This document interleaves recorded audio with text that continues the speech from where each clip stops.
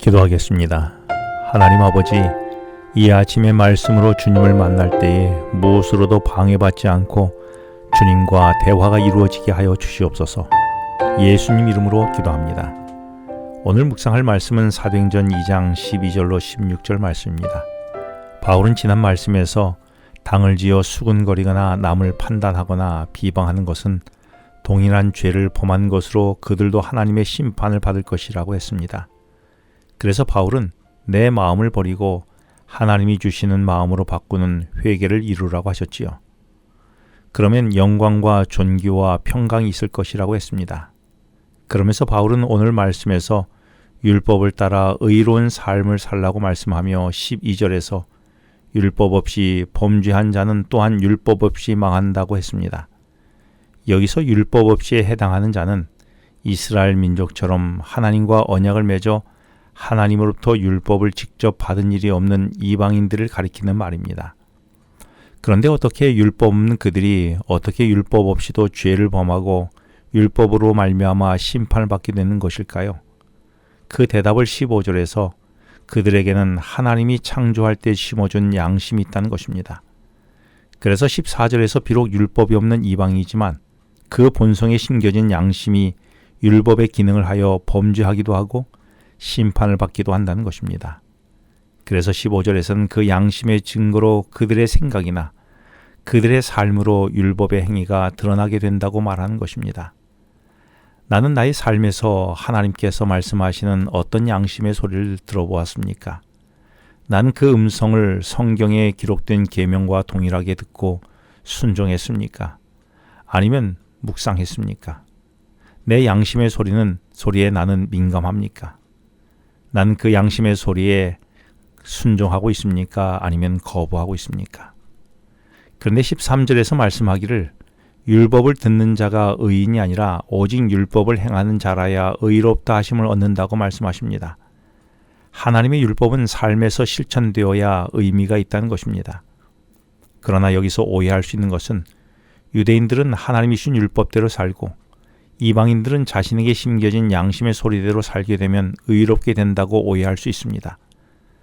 그런데 사실은 우리가 하나님이 주신 율법대로 그리고 양심의 소리대로 살 수 없는 것이 문제입니다.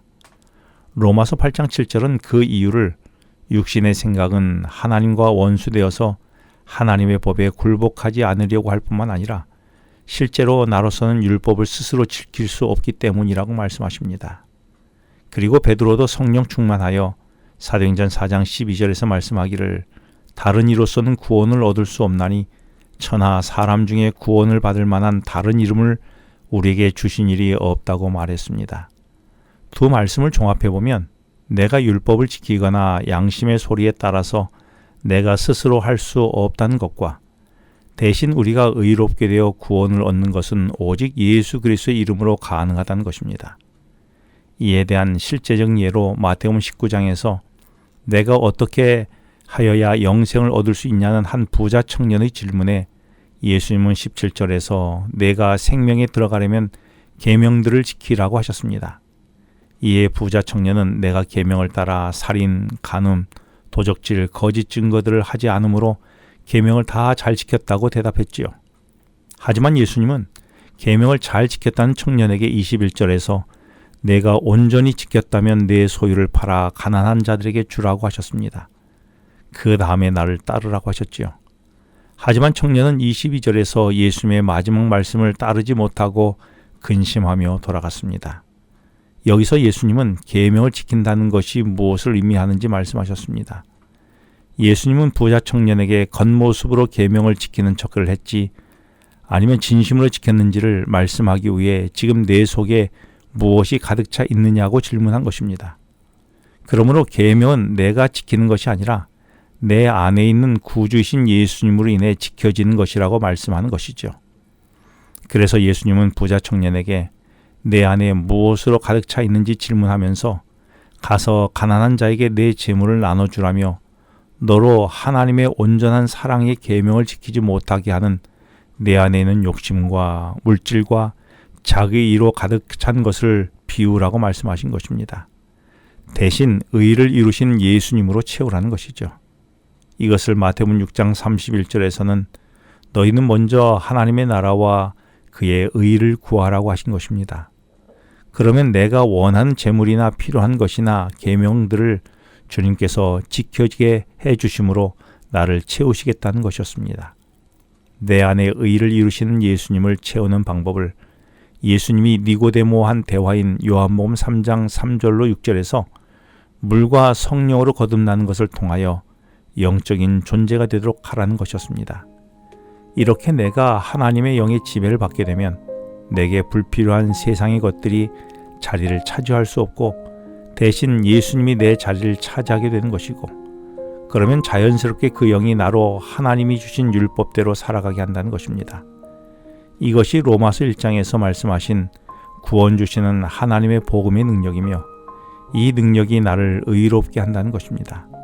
그 이유는 내 안에서 의를 이루시는 하나님이 생명이시기 때문에 내 안에서는 썩어지지 아니하는 영적인 생명의 존재로 살아가게 되는 것입니다. 그렇다면 내 삶은 영이신 주님이 나를 지배하고 있습니까? 아니면 내 욕심이 나를 지배하고 있습니까? 누가 나의 주인입니까? 기도하겠습니다. 하나님 아버지, 오늘 제 삶의 주인이 내가 아니라 주님이 되게 하여 주셔서 주님으로 의를 이루게 하여 주시옵소서. 예수님 이름으로 기도합니다. 지금은 개인 기도 시간입니다. 오늘 주신 말씀을 묵상하면서 주어진 기도 제목과 개인 기도 제목을 놓고 기도하시겠습니다.